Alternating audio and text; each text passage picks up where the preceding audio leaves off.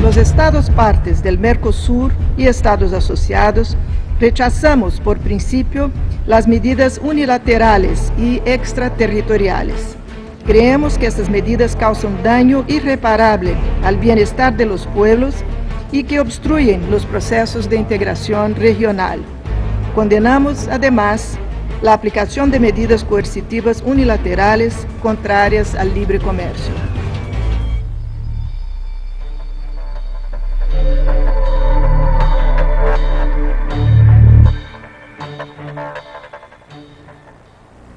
Imágenes y testimonios que documentan esta nueva resolución de condena al bloqueo contra Cuba en las Naciones Unidas.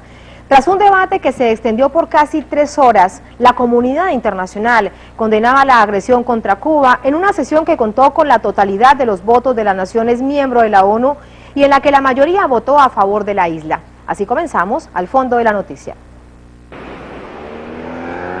Bajo el bloqueo estadounidense han nacido el 76% de los cubanos. En 21 oportunidades ha sido discutido en el seno de las Naciones Unidas y ha prevalecido el rechazo al bloqueo económico, comercial y financiero que enfrenta la nación antillana desde 1962.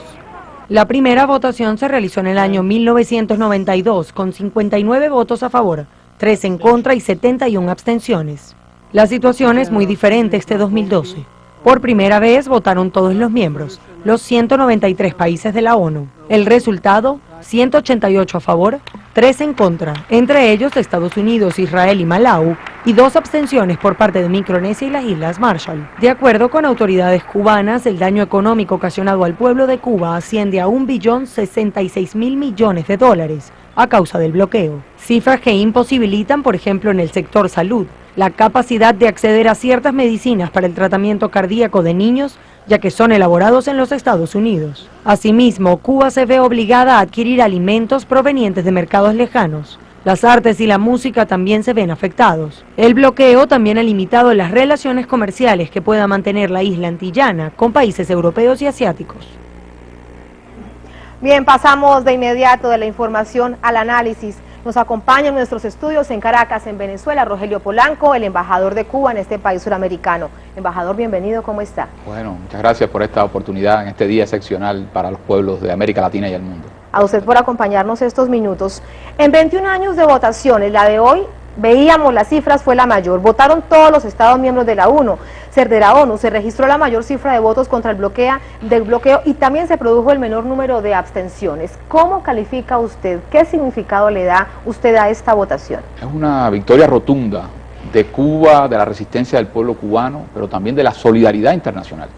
Hoy ha vencido no solo una resolución donde 188 países estuvieron a favor de ella, sino que ha vencido el derecho internacional, ha vencido la verdad, ha vencido el hecho de que el mundo entero esté condenando los intentos sistemáticos de Estados Unidos de usar la fuerza, usar este bloqueo genocida y criminal para tratar de doblegar a un pueblo. O sea, yo creo que ha sido muy importante lo que ha sucedido hoy y yo creo que todos los pueblos del mundo, gracias también a Telesur que ha llevado esta noticia de manera directa, transparente a todas partes del mundo, hemos podido disfrutar este acontecimiento. Ahí estuvimos contándole a toda nuestra audiencia en América Latina y el mundo lo que sucedía desde Estados Unidos, desde Nueva York. Ahora, también en ese mismo sentido, ¿qué significado tiene esta nueva votación de 2 países, Suecia y Libia? Sí, el año pasado, recordemos que 186 países habían aprobado esta resolución, se habían ausentado 2 países y habían tenido 2 en contra y 3 abstenciones. Hoy podemos hablar de una votación perfecta, o sea, prácticamente no hay en la Asamblea General de Naciones Unidas votaciones que conciten tanta atención y tanta participación de todos los países como el bloqueo a Cuba. Creo que eso es una demostración adicional de la importancia que concede la comunidad internacional a un hecho de tal naturaleza, de tal magnitud, que afecta no solo al pueblo cubano, no solo al pueblo estadounidense, sino también a todas las demás naciones del mundo. Muchos se preguntarán, si hubo un apoyo de estas características, ¿por qué Naciones Unidas no hace valer esta decisión? 188 naciones decían no al bloqueo de Cuba. ¿Por qué no hay esta exigencia a Estados Unidos para que acabe el bloqueo por parte de Naciones Unidas? Yo creo que tiene un alto valor político, que el Parlamento de los gobiernos del mundo, de manera consistente, contundente y prácticamente unánime, hayan tomado esta decisión. O sea, no podemos desistir de seguir luchando y de seguir buscando que Estados Unidos, que hoy está cada vez más aislado en esta política, vea que el mundo entero está en contra de la continuidad del bloqueo. Yo creo que también es parte de lo que muchas naciones del mundo están pidiendo sobre la reforma y el cambio de Naciones Unidas. O sea, no es posible que un gobierno se arrogue el derecho de mantener una política que va contra la legalidad internacional cuando el mundo entero, 188 gobiernos, la Asamblea General de Naciones Unidas le está diciendo que cese esa política. En las horas de la tarde después de la votación hubo una nueva intervención y allí el canciller Bruno Rodríguez, el canciller de Cuba, decía palabras textuales: el bloqueo de Estados Unidos es un acto de genocidio. Embajador, un ejemplo sencillo, tal vez cotidiano, de lo que signifique el bloqueo de Estados Unidos a La Habana, a Cuba, a la isla. Son muchos los ejemplos, Tatiana. El pueblo cubano ha vivido durante todos estos años sufriendo carencias, necesidades, vicisitudes por culpa de esta política genocida. El canciller Bruno Rodríguez hoy mencionaba incluso los nombres de niños cubanos que están sufriendo de enfermedades que podrían paliarse su efecto sobre ellos por medicamentos que no tenemos la posibilidad de tener el acceso porque se producen por laboratorios, por empresas de Estados Unidos, y el bloqueo impide que esos medicamentos, por ejemplo, para curar la retinoblastosis, que es el cáncer de la vista, hay niños cubanos que han quedado ciegos o quedarán ciegos precisamente por esta imposibilidad de adquirir un medicamento en Estados Unidos. Pero tenemos muchos otros ejemplos que podemos mencionar en diferentes ámbitos de la vida de nuestro país. Por eso es que decimos que este bloqueo es genocida, porque trata de arrodillar a un pueblo, de llevarlo a morir por hambre y por enfermedades, para tratar de aplicar la política de cambio de régimen. El representante de Estados Unidos ante las Naciones Unidas, hablamos de Ronald Goddard, afirmaba que su país es un amigo del pueblo cubano, y esto a pesar de mantener las restricciones comerciales contra la isla. Embajador, vamos a escuchar este sonido y quisiera conocer su reflexión. Quisiera dejar claro que los Estados Unidos de Norteamérica es un amigo incondicional del pueblo cubano. En el año 2011, el pueblo cubano recibió alrededor de 2.000 millones de dólares a través de ciertos programas que fueron posibles gracias al gobierno del presidente Obama. En el año 2011, las compañías... ¿Qué es un amigo así? ¿Cómo es un amigo así? ¿Cómo es un socio comercial incluso? Porque también lo decía, que es el principal socio comercial Cuba de Estados Unidos. ¿En qué condiciones se puede dar en una sociedad de estas características? Es patético observar hasta dónde los enviados imperiales tienen que actuar de manera cínica en un foro como este para tratar de justificar lo injustificable. O sea, no hay ningún argumento ni ético ni moral que sustente una política como esta.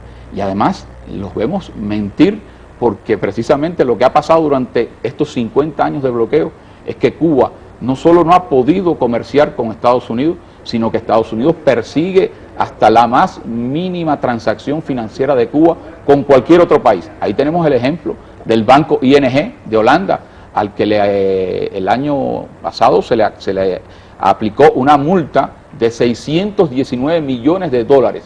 Es la mayor multa que se haya aplicado contra un banco en la historia universal. ¿Y por qué pasó eso específicamente? Precisamente por hacer transacciones con Cuba. O sea, directamente con Cuba. De ahí el carácter extraterritorial del bloqueo.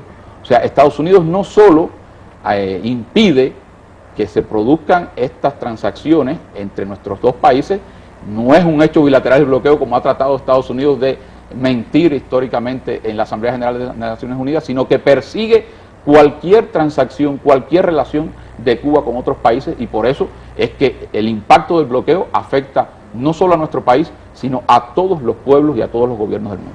¿Podría, se lo pregunto, tal vez haber un viraje del presidente reelecto Barack Obama en este segundo periodo? ¿Sería el último porque no se permite una nueva reelección en Estados Unidos? ¿Tendría tal vez menos presiones, actuar de manera un poco más autónoma? ¿Usted cree que podría haber algún viraje en su política hacia Cuba?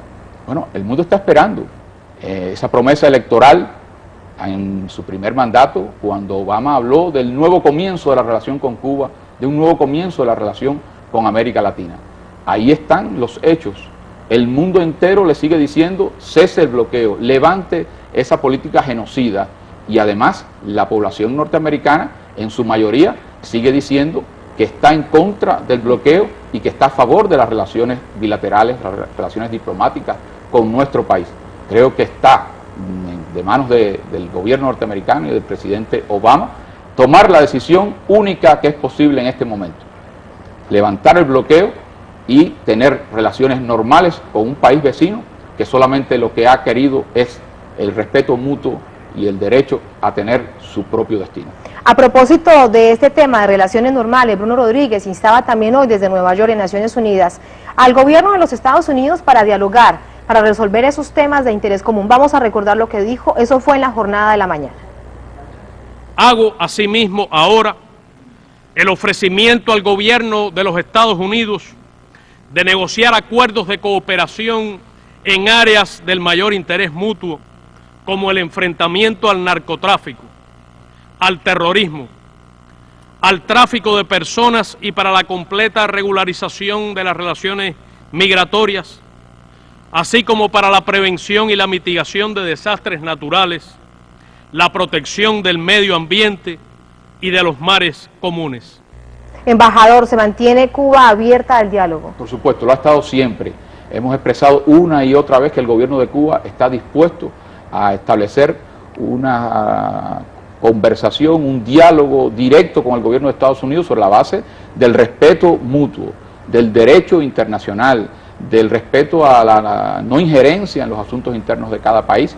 Y ahí están la lista de elementos que el gobierno de Cuba plantea para comenzar a iniciar ese diálogo en cualquier momento. Pero no solo esta lista que ha planteado el canciller hoy en la Asamblea General de Naciones Unidas, sino que Cuba históricamente, de manera sistemática, ha presentado proyectos para cooperación directa con Estados Unidos en temas que son de mucho interés para la sociedad norteamericana, como el tráfico de drogas, el terrorismo, el tráfico de personas, y ahora hemos estado planteando entre otros temas, el de la preservación ambiental ante desastres naturales. O sea, yo creo que hay una agenda que es un tema global del que poco se habla, por lo menos por parte de las potencias. Así es, y estamos además, somos dos naciones vecinas, tenemos un mar común y tenemos intereses que debemos respetar en nombre de nuestros pueblos. Por eso yo creo que hoy se demostró una vez más que ahí está el derecho del pueblo cubano, una vez más sustentado en esta votación